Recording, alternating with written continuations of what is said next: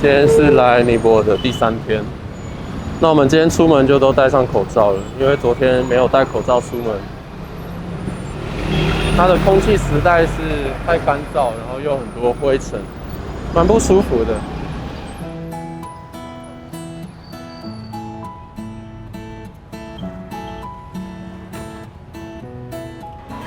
是他们市区的 hotel， 他们也有蛮多这种做 SPA 的地方，行程规划的地方，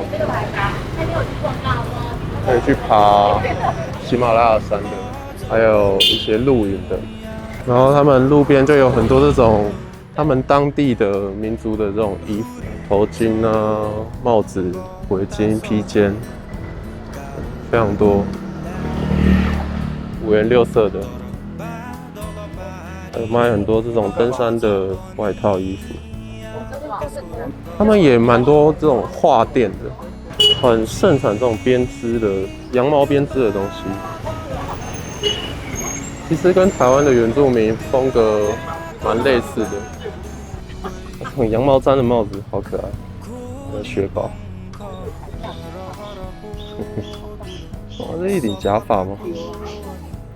超级赛亚人，雷鬼边。是哟，万圣节。这个是他们当地的那个手工书，当叶子去做封面，然后这里面是他们的手工纸。都还看得到那个纤维的感觉，花纹都还蛮漂亮的，印上去的这种。它还有卖他们的一些古币，1991年到1955年纪念用的磁铁，风 money 边边红的范文，像墙上这些是他们的地图，当地的地图。全程都要给别人照顾，可是对于比较早期他们来讲，这个是个荣耀，可是对这个小孩子来讲并不是，可是对于这个家族来讲是个荣耀，因为你可以被选上圣女，就是个荣耀。对，火女神是尼泊尔独有的信仰和传统，他们会称火女神为库玛丽，也就是处女的意思。符合资格的女童介于3岁到7岁之间。从被选为女神那天起，就要被迫离开家人，住进寺院，甚至连双脚都不能落地，唯有在特殊庆典才能坐上神轿上外出巡城。只要不小心受伤、出血或青春期月经来临，他们就必须退位，回到世俗凡间。库玛丽的形象大多是面无表情，如果她对信众做出突然的行为或表情，可能象征着信众的不幸，像是突然大哭或大笑，预言信徒即将重病甚至死亡。身体发抖，象征信徒可能面临牢狱之灾；拍手则代表国王会发生不测等等。这些看似同龄孩子再平常不过的举动，在他身上却意味着灾厄。他们8岁退位之后，才能开始练习走路，才能回到正常的人际关系。除此之外，传说与库玛丽结婚会遭遇不幸，连能不能结婚都是个困难。火女神虽然是家族的荣耀，但对于一个8岁的小女孩来说，她不仅仅失去了童年，从女神到凡人，那种世界因你而转的感觉，也让他们在身份认同上产生很大的疑惑。库玛丽的一切看似很神秘，也吸引着世界上不同的信众来尼泊尔朝圣。但换个立场想，在现代社会下，都象征着古老传统在尼泊尔社会上的争议点和悲哀。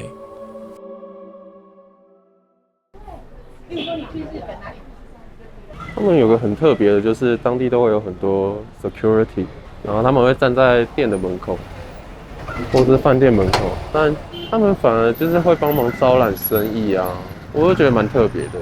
然后他们当地也有很多这种类似泰国的嘟嘟车，就是他们会停在路边。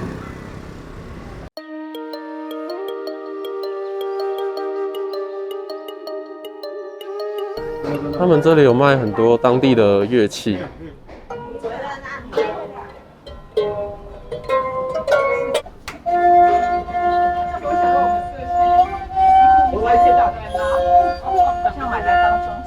还有这种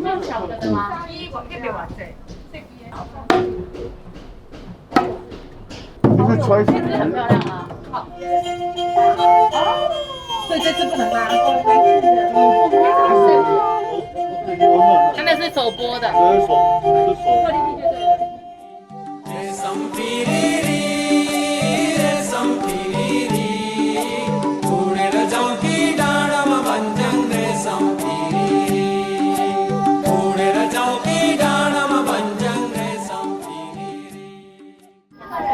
这是类似那个晴天娃娃吗？是有造型的，类似。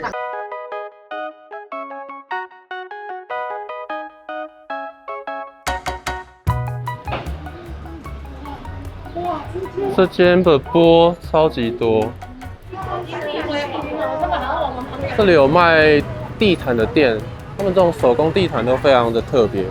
我这边有很多他们自己种的茶叶，毕竟他们也是盛产的地方嘛，所以他们有很多这种自制的茶叶可以卖。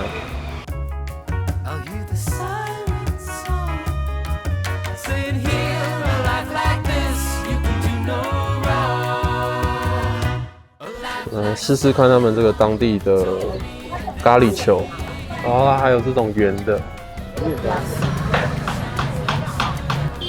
来试试看它这个咖喱饺，它就是炸很脆的饼皮，然后里面有包咖喱酱跟马铃薯，然后它是冷的，蛮咸的，可是还算蛮清爽的。它一个25卢比，那它另外一个这个是咖喱球。那闻起来味道更清爽一点，对，因为它里面没有太多的咖喱酱，就是有一些香料跟马铃薯，还有肉这样。有另外包一袋酱给我们，这是他们的什么印度拉茶哦，尼泊尔奶茶。尼泊尔奶茶，它就是用他们的那个茶，然后加上那个鲜奶再煮，它用再加用煮，它不能用泡的。这个吃起来口味跟那边不一样。有他们这么东西。哦，好甜好甜。没关系，你喝热嘛。这是它的饼，这就只有饼而已。哦，这是饼哦。对，它是甜的还是咸的？甜的。甜的。还可以。你刚没有拍照，我们吃那个甜口的。我觉得它很特别，是那个豆渣饼。咖喱我觉得还好。这是豆渣饼哦。那这个也就是他们的咖喱酱吗？对，他们的咖喱sauce，这个有点像。皮的感觉跟那个烧饼有点像。他们送瓦斯是用骑脚踏车送。这脚踏车真的骑得动吗？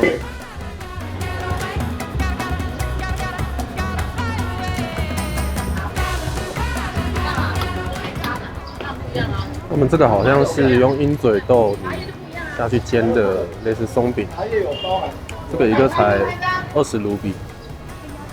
来喝喝看他们的热奶茶，有个姜的味道，然后一些香料味。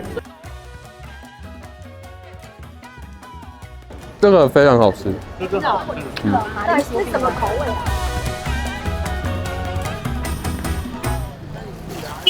为了迎接后面几天的 Happy Holi， 所以我们来这里买一些白色的好利节的衣服。没有，我没有买啊。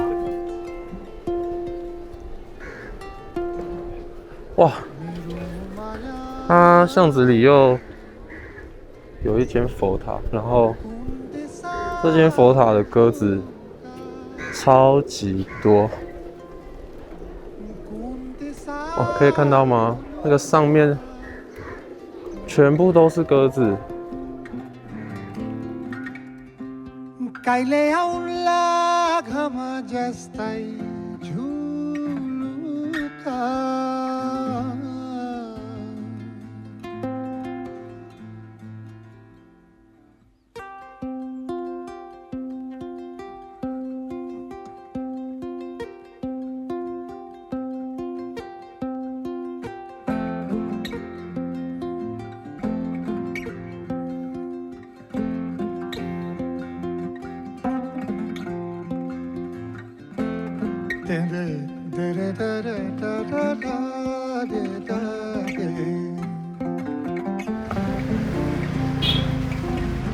来挑这个手工的笔记本，这里蛮多的，挑几本回去给朋友。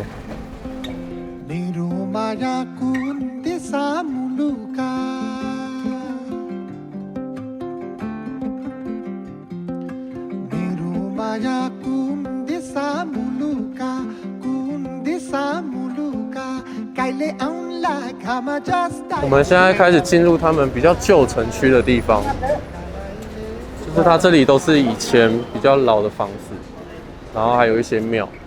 我们前几天逛的还是属于比较观光的地方，所以都是他们后来有盖比较新的房子。那我们现在可以体验到这些他们历史比较悠久的一些建筑。就光是这个路你就知道了，他们是石板铺的。我们前几天走的都还是柏油路为主，都是他们后来有铺过。那现在他们这种石板路看起来就是比较有古城区的感觉。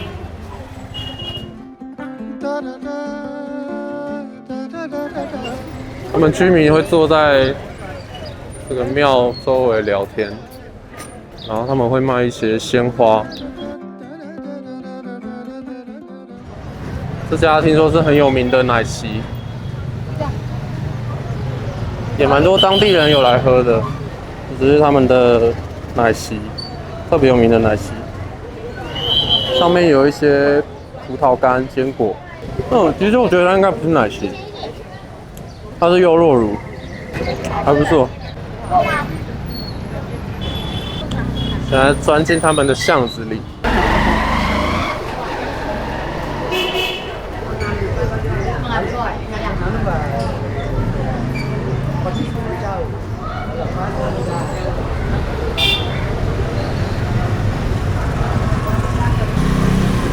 画图画得真好。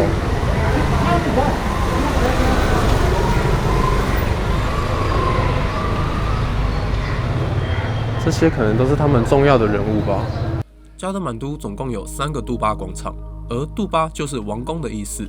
大家眼前看到的就是其中一个王宫——哈努曼豆卡杜巴广场。哈努曼豆卡杜巴广场是离泰梅尔观光区最近的王宫，从泰梅尔中心区走路过去只需要15到20分钟左右，也是加德满都3大王宫广场中规模最小的。有些建筑物在2015尼泊尔大地震中毁损，修复跟重建的计划也一直在进行中，甚至有些部分也改建成室内的博物馆。那它入场会收门票，价格是1000卢比，但当地人是可以免费进出的。我们原本有在网络上查到资讯说，是可以等他们管理员下班晚上再进去晃晃，但我们到现场发现，他们现在已经是24小时轮班了，所以大家还是要买票才能进去哦。